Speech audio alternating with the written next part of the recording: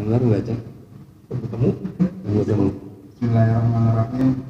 Wa'lam anna al-imana bil qadri ala qasmaini. Ahaduma al-iman bi annahu ta'ala sabaqa fi 'ilmihi ma yaf'aluhu al-'ibadu min khairin wa syarrin wa ma yujazuna 'alaihi wa annahu ta'ala kataba dzalika 'indahu wa ahsahu wa an a'mala al-'ibadu tajri ala ma sabaqa fi 'ilmihi wa katabahu thanihuma annahu ta'ala khalaqa af'alu ibadihi kullaha min khairin wa syarrin wa kufrin wa imanin wa hadzal qasmi binakirihil qadariyati kulluhum wal awwalu la yandiruhu illa walatuhum afada dzalika Ibnu Hajar fi Syarhil Arba'in. Bismillahirrahmanirrahim. Subhanaka la ilma lana illa ma 'allamtana innaka antal alimul hakim. Allahumma shalli wa sallim ala sayyidina Muhammadin al-fatih lima ughliq al-khatim lima sabaq an-nasirul haqqi bil haqqi wal hadi ila siratikal mustaqim wa ala alihi wa sahbihi haqqa qadrihi wa miqdarihil 'azim.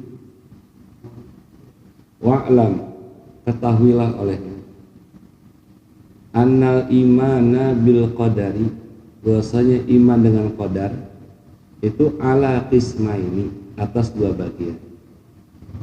Jadi kita percaya pada takdir, itu iman kepada takdir, qadar, qadarnya Allah, ketentuannya Allah, itu ala qismaini. Ahadihima, jadi badal daripada qismaini, ahadihima, salah satu di antara dua ismain tadi, al-iman, kita beriman, percaya, bi annahu ta'ala, bahwasanya Allah Ta'ala itu sabaqa, telah dulu, fi ilmihi, ada ilmunya. Ya, jadi yang pertanyaan kemarin itu katanya doa bisa merubah qada, ya, tentuan. Misalnya kita berdoa terus berubah, gitu ya, kita miskin terus berdoa minta kaya terus berubah jadi kaya, itu sebetulnya emang udah takdirnya dia itu bakal kaya, gitu. Cuman Allah kasih dia itu petunjuk untuk berdoa, meminta. Kenapa? Ilmunya Allah tuh lebih dulu, bukan ilmu Allah tuh belakangan datangnya, bukan belakangan. Kalau misalnya kita minta terus Allah kasih, berarti ilmunya Allah belakangan, ya kan? Nah, jadi yang maksud dengan iman biqadar itu, kita harus percaya, beriman bahwasanya ilmunya Allah itu sabaqo, telah mendahului semuanya. Ini akidah ini, gitu. Ada orang kaya pakai kekemukus dulu, semua nyupang dulu, seumpama begitu. Itu memang udah ditentukan sama Allah kaya, cuman melalui pakai begitu, gitu loh. Mau dijatahin, jadi bukan kayanya karena itu. Sembuhnya ada yang pakai doa, ada yang pakai berobat. Ini udah ditakdirkan sama Allah, dia bakal sembuh di hari itu jam segitu. Cuman dilalahnya ada yang pakai doa, ada yang pakai macem, gitu.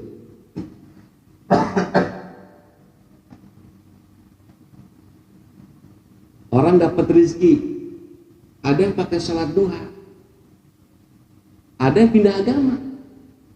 Pas gue pindah agama, rezeki gue lancar. Ada yang begitu. Iya. Banyak teman-teman kita dulu pas kita lagi mabok melulu, kayak duit ada aja bakal mabok. Pas dia ngaji, duit gue serot-serot aja.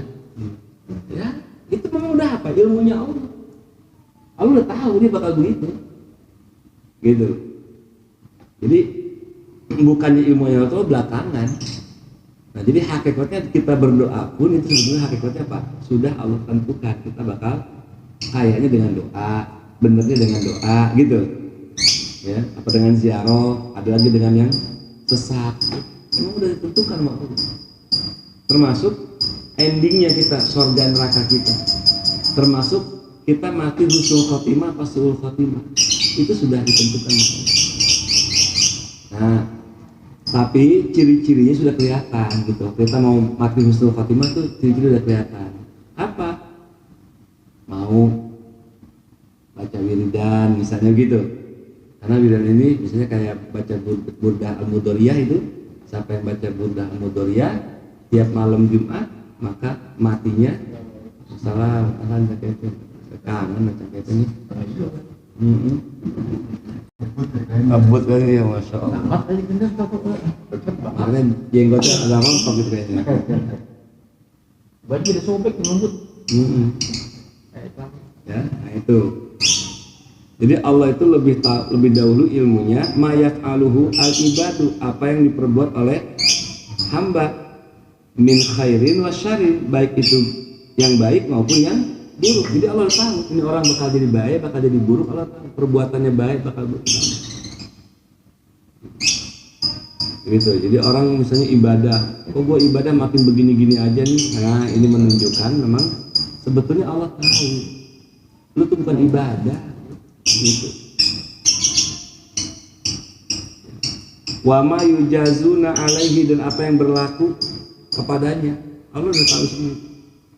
Wa annahu ta'ala kataba dzalika indahu, memang Allah sudah tuliskan pada sisinya begitu. Wa asahu, dia sudah membatasinya. Wa anna a'malal ibadi tajri ala ma sabaqa fi ilmi, dan bahwasanya perbuatannya hamba apapun, kita rajin sholat, malas sholat, sumpah, itu memang sudah apa? Diketahui sama Allah. Ya. Makanya jangan heran nih, misalnya ada orang alasan gini ya, padahal saya malam udah sahur, tiba-tiba ditawarin kopi, batal dah. Sebab begitu. Allah udah tahu hari itu lu nggak bakal puasa. Walaupun kita udah bener-bener sahurnya sampai Indomie sampai 4. Masya Allah. Itu kan niat itu namanya. Hah? Lah iya sahur Indomie biar kuat sampai sore. Lah emang dasar Allah tahu. Gitu. Lu tuh hari ini nggak bakal puasa. Bukan berarti Allah tuh tahu belakangan ya, kata. Hapus lagi deh amal solehnya. Batal. Itu nggak bisa begitu. Allah udah tahu. Ya, kalau malaikat boleh nggak tahu. Kalau Allah tahu. Nah, ini tauhid nih penting ini kalau udah kita mentok pahamnya kayak begini nih, kita hidup indah-indah aja, bersyukur kita masih bisa ibadah, bersyukur kita masih bisa ngaji gitu. Sebab kalau kita ini emang ahli syar, ahli buruk, ini kita ngaji ini masya Allah terpaksa banget, nggak nemu ikhlas, nggak nemu, paksain banget. Kenapa? Emang karena tujuannya bukan apa? Ya bukan untuk karena Allah dan pakai nyari pahala. Dan itu bukan panggilan Allah. Apa? Dorongan yang bisa datang ke pengajian. Malu gua kalau nggak ngaji, tanyain mulu. Jadi dorongannya itu. Nah, jadi ada orang sholat juga begitu. Dorongannya apa? Nggak enak. Makanya maaf ya, ada temen itu mengadain maulid. Gimana? Mbak bikin maulid bang enggak? Cuman kalau memang karena didasari cinta sama Allah, cinta sama Rasul, bikin. Tapi kalau hanya bikin proyek, jangan dah. Percuma kita udah capek, keluar biaya, cuma karena pengen apa? Dapat nama, apalagi pengen nyari duit di situ. So, kalau nggak ada mulut tuh nggak dapat rokok. Ya ada yang kayak begitu. Saya bilang jangan, nggak usah, capek-capekin sayang kita. Gitu. Kalau kita bikin maulid karena pengen menghadirkan Rasulullah, biar Rasulullah bisa menjadi saksi kita ini cinta, bikin. Itu kalau udah bikin niatnya karena gitu, nggak mikirin besar kecilnya biaya. Yang penting suksesnya acara. Gitu. Nah kita ini kan selalu terbentur apa? Biaya. Karena itu yang kita cari sebetulnya. Dulu kita ya, maaf ya, dulu waktu kita maulid bikin belum kenal proposal, itu semuanya tuh kita bikin mau, ayo kemana? Lu punya apa? Patungan semua. Ya panitia juga, ya donatur juga. Jadi nggak mikirin proposal dari luar. Yang mikirin proposal dari luar ya hanya untuk apa? Tambahan aja. Yang penting kitanya ngadain. Kan saya banget ya panitia ya, udah ngundang kiai mahal-mahal, jauh-jauh. Panitia di luar ngerokok. Hah? Di luar ngerokok, alasan sibuk. Jadi ilmunya apa? Gak dapat, ngaji kagak ya, panitia hadir. Jadi nggak dapat ilmu. Jadi apa? Ya hanya bikin acara aja. Nah itu artinya apa? Ya karena dasarnya itu memang Allah tahu, gitu loh. Allah tahu ini orang munafik, ini orang beriman. Gitu. Orang yang beriman tuh sedih, ya Allah, kalau ini saya nggak bisa maulid, terus gimana? Sedih dia. Nah, hati-hati ya. Jadi apa dalam ilmu tasawuf itu ada istilah la takhda'illah, jangan kau tipu Allah. Allah nggak bisa ketipu. Ya, kita mau tipu Allah dengan cara apa? Kita yang masang pamplang cinta dengan ternyata mau cinta dengan Rasulullah. Allah tahu lu bukan cinta sama Rasul, lu pengen minta seragam panitia. Jadi la takhda'illah, jangan kau tipu Allah. Ya. Contoh begini ya, jangankan Allah ya, kita aja bisa paham. Misalnya nih, saya sama Ustadz Nana, saya punya utang Ustadz Nana nih 100 juta seumpama, di tempo belum bayar. Tiba-tiba papagan di depan musola, saya biluk aja ke musola, wudhu, sholat duha, lama sholat duha. Itu ibadah apa bukan? Ngeles, kita ngeles. Ngeles kan? Kita nggak tahu. Allah apa? Masa Allah nggak tahu? Lagi ibadah lagi duha. Ya Allah nggak tahu. Orang yang tahu apalagi Allah. Kita sholat kita bukan untuk apa? Bukan untuk Allah, untuk menghindari hutang. Gitu. Lain kalau kita sholat duha karena mau jatuh tempo, mau niatnya pengen bebas dari hutang, itu beda lagi. Ya, ingat ini tauhid nih, kalau kita mentok begini nih, ngajinya sampai begini sampai paham gitu, ini luar biasa udah. Nah, makanya nih biar bisa kayak begini nih, kita kalau bisa, ini Habib Abdul Haddad yang nyaranin, kalau bisa kita punya wirid apa aja, misalnya apa, dawin ratib, dawin apa, coba terus dawin, terus apa yang kita bisa dawin. Sebab nanti ilmu ini nggak ada gunanya, nggak bakal ngebekas, nggak bakal mentok ke hati kita kalau nggak ditempa sama zikir. Ini ada ngomong di Salah Ratib tuh, cucunya ngutip kalamnya kakeknya itu, kitab dakwah utama. Ini majelis zikir sangat diperlukan oleh orang awam dan ulama. Jadi bukan orang awam doang, ulama udah wajib ini. Itu Habib Abdul Haddad ngomong 200 tahun yang lalu. Di zaman dia itu sangat perlu ini ulama untuk kumpul-kumpul zikir. Kenapa? Apalagi sekarang ilmu udah murah. Kita mau ngaji masih siapa yang di luar negeri bisa, murah, asal ada kuota bisa ngaji. Kalau dulu kan ngaji mahal, kita nyamperin guru yang jauh. Sekarang ngaji murah. Tapi sebegitu banyaknya ilmu, segitu derasnya ilmu yang kita bisa terima, tapi seberapa persen kita bisa ngamalin? Jangankan 1%, 0,0 aja enggak. Gak bisa kita ngamalin itu. Ilmu banyak, mau nanya apa? Tanya Google. Dijawab sama Syekh Google rahimahullah. Hah? Iya, dijawab sama Google. Apa yang kita nggak tahu? Ada jawaban. Tapi ada enggak kekuatan untuk ngamalin itu? Ya ada. Itu ulama-ulama tahu nggak tentang fadilahnya amal? Jangankan tentang fadilah amal, hadisnya hafal, sanadnya itu hadis hafal. Al ilmu bila amal, kasajar bila tamar, hafal, tahu an-annya. Tapi dia ngamalin nggak? Ya ada kekuatan untuk ngamalin itu. Apa sebab? Karena dorongannya bukan iman. Dorongannya bukan. Jadi gimana kita mau tembus ilmu kita menjadi iman? Kita ngaji ini bisa tembus ke hati untuk jadi iman. Kita percaya ini kayak begini, sangat sulit. Apa sebab? Ya itu tadi, hati kita nggak ditempa sama zikir. Jadi jangan remehkan itu zikir itu. Ya. Jadi saya sarankan, punya apa? Wiridan apa? Amalin. Ya, walaupun wiridan cuma tahlilan doang, la ilallah, la ilallah. Amalin, dawamin kalau bisa. Kalau perlu punya majelis untuk itu. Harus di majelis, karena kalau kita sendiri nih belum tentu rajin. Ya, nah itu. Kalau bisa dawamin. Sebab jangan sampai sia-sia ilmu kita. Gak bakal ngeresep hati. Sayang. Apalagi kita ngaji malam kayak begini nih. Udah malam, berapa biaya yang perlu kita keluarkan? Istirahat kita berapa? Kita kalahkan dulu istirahat kita. Untuk apa? Nyari ilmu. Ya. Nah, tapi kalau nggak sampai ngeresep, sangat disayang.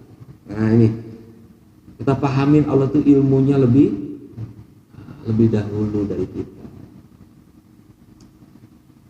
Makanya cukup kita ini kalau jadi Islam hati kita bahagia itu udah cukup nikmat dari Allah. Sebab banyak orang jadi Islam nggak bahagia dengan Islamnya. Ya, nggak bahagia dengan Islam. Lihat KTP-nya Islam, tapi dia nggak bahagia dengan Islam. Tahu sholat, kagak. Itu orang-orang yang nggak bahagia dengan keislaman. Jadi orang yang kalau sudah Allah kasih hidayah dengan Islam dia bahagia hatinya, lapang hatinya, wah itu luar biasa itu. Ya, itu anugerah besar itu. Kita jadi orang Islam kan karena lahir, untungnya gitu, nggak pakai nyari-nyari lagi. Iya. Orang-orang coba, Islam itu prosesnya panjang. Baru ada ngimpi, ada kena musibah dulu, baru. Nah, kita nih alhamdulillah. Nah, ini wujud sayangnya Allah ke kita dikasih paham ilmu ini. Dikasih paham, dikasih ngeresep. Nah, cuman itu bisa nggak ngeresep, itu bisa mental lagi, bisa tertolak di hati kita kalau kita nggak haluskan hati kita dengan zikir. Makanya tuh la ilaha illallah. Walaupun sekedar itu masya Allah itu zikir hidayah wal bidayah itu permulaan dan puncak.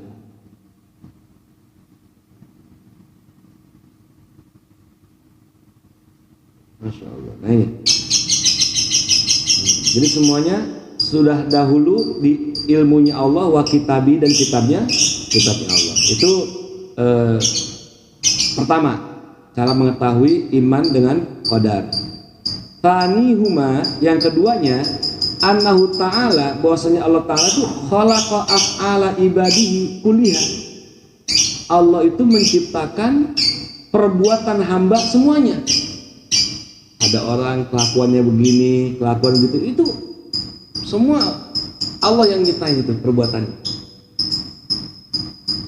Nah sekarang pertanyaannya nih, kita kenal sama Allah itu kenal Allahnya dulu atau ciptaannya? Ciptaan dulu baru kenal Allah. Nah itu namanya kalau dalam kitab hikam tuh jadi syatani yastadillu bihi wa baina yastadillu bihi wa yastadillu alaihi. Jadi kalau yastadillu bihi kita kenal Allah dulu baru ciptaannya. Tapi kalau yastadillu alaihi kita kenal ciptaannya dulu baru kenal Allahnya. Nah, kita yang mana nih? Kenal Allah dulu baru ciptaannya atau kita kenal ciptaannya baru kenal Allah? Kita posisi kita di mana? Ciptaan dulu. Nah, karena umumnya kita begitu. Tapi kalau orang tasawuf nggak begitu. Contoh nih kasih tebakan lagi ya. Kita kenal pohon jeruk, kita kenal buah jeruk, itu dari buahnya dulu apa pohonnya? Buah. Dari buah jeruk, jadi kita kenal itu pohonnya, pohon jeruk. Jadi hasilnya dulu, iya. Tapi kalau mereka kenal pohonnya dulu baru buahnya. Jadi gini, jadi diumpamakan mereka itu orang tasawuf ya, masuk ke tempat gelap, terus bawa senter, kelihatan ada tembok, ada foto, ada kaca, karena ada senter. Jadi dia tahu itu di sini ada lekar, karena senter apa karena lekarnya? Karena senternya. Nah, jadi orang itu kalau sudah kenal Allah pasti kenal semua ciptaannya. Kita ini ada itu karena adanya. Jadi yang perlu kita kenal itu ya Allahnya dulu, jangan ciptaannya. Jadi istilahnya jangan susah dulu baru ingat Allah. Jangan doanya kita terima ya Allah minta kaya terus kaya baru ingat. Kalau mereka kenal Allah dulu, jadi mau dikasih miskin, mau dikasih kaya, kalau udah kenal Allah pasti enak, gitu loh, ya. Nah, jadi kalau orang sudah kenal Allahnya, jadi orang mau jahat sama dia, orang mau baik sama dia nggak peduli. Yang pertama diingat itu apa? Allahnya. Emang Allah ciptain dia jadi orang jahat. Kalau nggak ada Fir'aun, ya kita nggak kenal kalau Musa itu baik. Ya, kita jadi orang jahat apa kagak? Kita lihat orang sebelah. Misalnya nih, ada orang jahat sama kita, ngomongin fitnah segala macam, terus kita sadar, kita taunya kita orang baik gara-gara ada orang jahat, kan begitu. Nah, jadi kita kenal Allahnya dulu, ya Allah ternyata orang itu jahat sama kita berarti negor saya, kan gitu. Orang itu baik sama kita berarti alhamdulillah ya Allah, berarti saya diterima amal saya sehingga orang itu engkau kirimkan orang yang baik ke saya. Jadi semua karena perbuatan manusia itu semuanya adalah ciptaan. Jadi kita nggak usah sedih, nggak usah bingung, nggak usah gundah gulana kalau kita sudah kenal tauhid kayak gitu. Karena semuanya diciptakan sama, termasuk perbuatan manusia. Jadi jangan salahkan kalau ada kita ini kok dijahatin sama orang, jangan salahkan orang dulu. Pertama apa? Ya Allah, dosa saya di mana ya Allah? Ampuni dosa saya Allah. Kalau ada orang berbuat jahat sama saya, pasti karena saya melakukan dosa. Iya, iya karena lu mabuk sih, jadi orang pada kesel sama lu. Nah, berarti keselnya orang karena ada dosa yang kita perbuat. Bahkan ini rumus nih ya, rumus ya. Ini rumus. Ada ulama itu diomelin sama bininya. Nah pas dia deket sama Allah tuh bininya jadi sayang. Kenapa? Karena yang membolak-balikan hati Allah. Gitu. Jadi kalau kita mau disayang sama bini ya deket sama Allah. Ya. Allah ini bini kayak begini amat, ya Allah jending amat ya. Operasi plastik kayak gimana kayak gitu. Membleh aja. Nah, ini. Ya, itulah orang yang pernah belajar tauhid, jadi akan menganggap semuanya itu indah. Ya, akan menganggap semuanya itu nggak ada yang susah. Ya, kita buat apa nggak terima coba? Toh udah dapet kita dicaci maki orang, kenapa pakai nggak terima? Ya udah terima. Iya. Cuman masalahnya, ya kenapa kita ini kenal sama Allah harus pakai lisan mereka dulu? Ya, kita harus paham. Ya, Allah tuh nyiptain, ada orang yang mukul kita, itu mengakibatkan semua dari. Nah sehingga ulama-ulama kita itu nggak takut, nggak gentar kalau udah dakwah kemana-mana tuh, nggak takut mati, nggak takut corona. Apa sebab?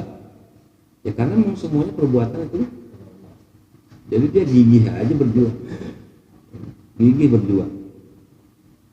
Karena apa? Tauhid itu udah kayak begini dia cara paham. Kalau memang saya mati di sini ya mati di sini. Jauh-jauh dari Arab dia datang kemari ke Indonesia jauh. Ya kalau mau mati mah. Kalau memang sukses ya sukses, kalau memang enggak ya enggak. Beres. Hah? Kenapa kita ketakutan enggak sukses dakwah? Yang semuanya Allah yang ngatur. Nih kita harus pahamin tauhid itu sampai kayak begini. Ya, jadi semua af'al ibad kuliha min khairin wa syarrin wa kufrin wa imanin, baik orang kafir, baik orang beriman, itu semuanya perbuatan Allah.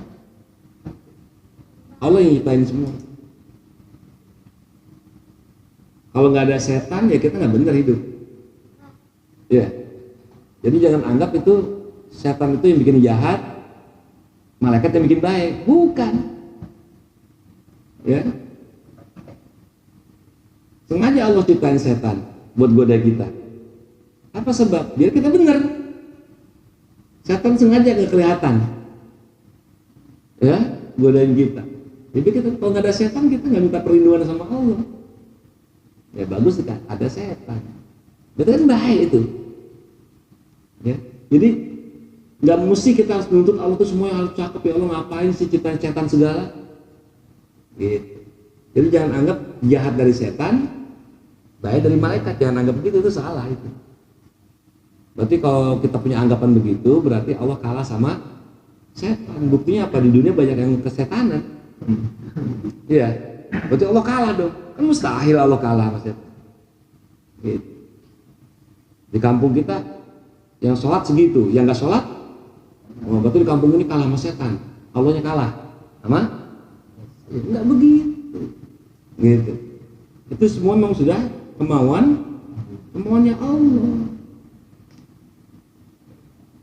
Nah, wahada qismu binakirihi, ini bagian ini yang diingkarkan oleh Qadariyah, ya.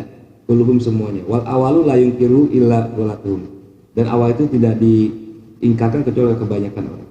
Afada dzalika Ibnu Hajar fi Sharh Arba'in. Ini semua dikasih faedah oleh Ibnu Hajar dalam kitab Syarah Arba'in Nawawi. Wa ana ta'ala hayyun wallahu a'lam bissawab. Rabbana fa'alna bima 'allamtana. Allahumma shalli 'ala wa sallallahu alaihi wasallam. Alhamdulillahirabbil alamin. Alhamdulillah. Besok malam Buddha Cang Kelvin. Iya. Kita kumpul-kumpul lagi.